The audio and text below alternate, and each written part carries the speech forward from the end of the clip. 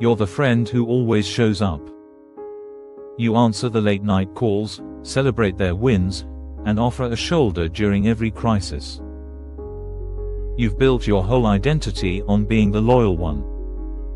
But have you ever stopped to ask yourself, while you're so busy building everyone else up, who is building you? If you feel a quiet emptiness, a sense that your own life is stalling while you play a supporting character in someone else's story, this message is for you. The ancient Stoics have a stark warning.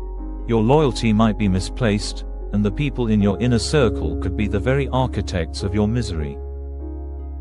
Now, this isn't about paranoia. It's about clarity.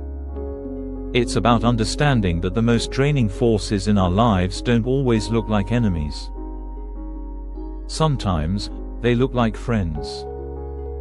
They don't attack you openly, they exhaust you quietly. And today, we're going to dismantle that quiet misery using the timeless wisdom of Stoic philosophy. We'll explore 5 Stoic truths that will force you to reevaluate the people you call your inner circle. The first, and maybe the most crucial, Stoic truth about relationships is this: true friendship is built on a shared pursuit of virtue, not just shared history or convenience. Many of us confuse loyalty with unconditional acceptance. We stand by people who make poor decisions, who refuse to grow, and who seem content with mediocrity. We call it loyalty, but the Stoics would call it a waste of our most precious asset, our character. The philosopher Seneca was crystal clear on this. He wrote, "Associate with those who will make a better man of you. Welcome those whom you yourself can improve." Notice it's a two-way street. It's about mutual elevation.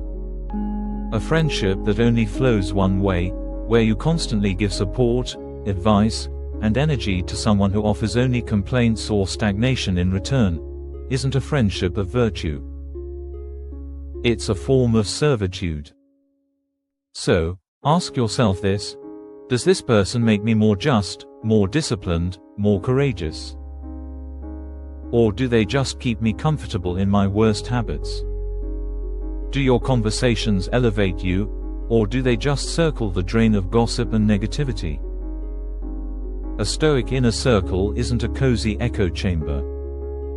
It's a training ground for the soul. If your friends aren't helping you become stronger, then your loyalty to them is loyalty to your own stagnation. The second Stoic truth is a tough pill to swallow. Some people are in your life not because they value you, but because they benefit from your lack of boundaries. They don't love you. They love that you always say yes, drop everything for their emergencies, and never ask for anything in return. You feel drained, but you tell yourself you're just being a good person. But the Stoics teach us to focus only on what we can control. The philosopher Epictetus was clear: while we cannot control the actions of others, we absolutely control our own choices, opinions, and responses. That choice to say yes or no is one of the few things in life that is entirely yours. Here's a powerful test: start setting boundaries. Calmly and firmly.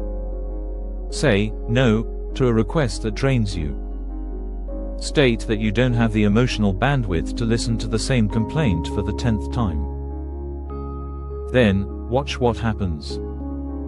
A true friend, a friend of virtue, will respect your limit. But the person who benefited from your lack of boundaries might react with frustration or manipulation, or they might just disappear. Their reaction isn't your fault. It's a revelation. When a relationship dissolves because you enforced a boundary, you haven't lost a friend. You've uncovered a user. The third Stoic truth is brutally pragmatic. Your time and energy are your most valuable, non-renewable resources, and you might be squandering them. Seneca wrote with great urgency on this, stating, "It is not that we have a short time to live, but that we waste much of it. We guard our money so carefully, yet we give away our time and attention to anyone who asks, especially those who drain us the most. Think of the emotional vampire in your circle. This is the person whose every conversation is a list of complaints, but who never takes action. They use you as an emotional dumping ground and leave you feeling exhausted. Does interacting with them leave you feeling energized or depleted? That feeling is critical data. Your fatigue is a sign that you are making a poor investment. The Stoics weren't cold or unfeeling. Marcus Aurelius taught tolerance and understanding toward others' struggles. But tolerance doesn't mean you must set yourself on fire to keep others warm. Protecting your energy isn't selfish. It's a requirement for a virtuous and effective life. How can you pursue your own growth or be present for your true friends if your energy has already been siphoned away by relationships that give nothing back? Ask yourself, is this interaction a worthy investment of my finite life? Every hour you spend propping up someone who refuses to stand on their own is an hour you can't use to build your own character, learn something new, or simply find peace. The fourth Stoic truth confronts one of our deepest fears, being alone. As you set boundaries and step back from draining relationships, your circle might shrink. The phone may ring less often. You might feel a pang of loneliness. Society tells us this is failure, but the Stoics would reframe this completely. This newfound space is not a sign of rejection. It's a sign of self-respect. There's a huge difference between loneliness and solitude. Loneliness is the pain of being alone. Solitude is the power of being alone. When you shed false friendships, you aren't creating a void. You're creating space, the quiet, fertile ground needed for true self-discovery. It's in these quiet moments that you can finally ask, what do I want? What are my values?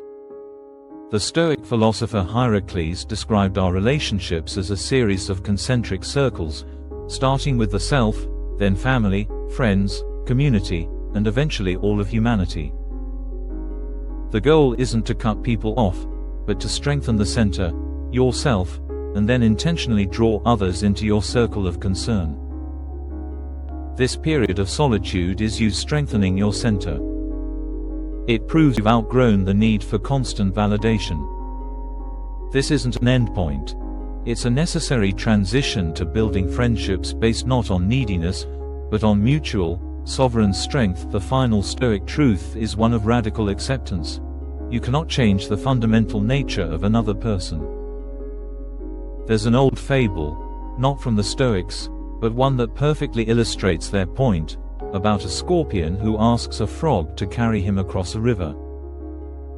The frog hesitates, but the scorpion argues, "If I sting you, we will both drown." The logic seems sound, so the frog agrees.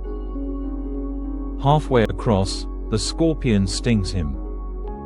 As they sink, the frog asks, "Why?" The scorpion replies, "It is in my nature. Some people in your life are scorpions.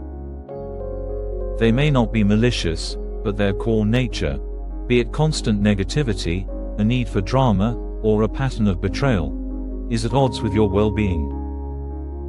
Your attempts to fix them are often a form of arrogance. The only power you have is over your response, to keep a safe distance. This isn't about judgment, it's about discernment. It is accepting who someone is, rather than who you wish they were. Marcus Aurelius taught us to be strict with ourselves but tolerant of others, but that tolerance doesn't require you to give them a key to your inner peace. You can show compassion from afar. True wisdom is knowing when to offer a hand and when to simply walk away to protect your own virtue. Letting go of the need to change others is one of the most profound forms of liberation you can experience. These 5 truths aren't easy. They ask you to examine the very foundations of your life and make tough choices. But the Stoic path isn't the easy path. It is the path to freedom. Before we finish, I want to hear from you. Which of these truths hit home the hardest? Have you ever had to walk away from a false friendship to protect your own peace? Share your story in the comments. Your experience could be the sign someone else needs to see. And if this message brought you some clarity, please like and subscribe for more Stoic wisdom. In the end, the great Stoic warning is this: your inner circle is a reflection of your standards.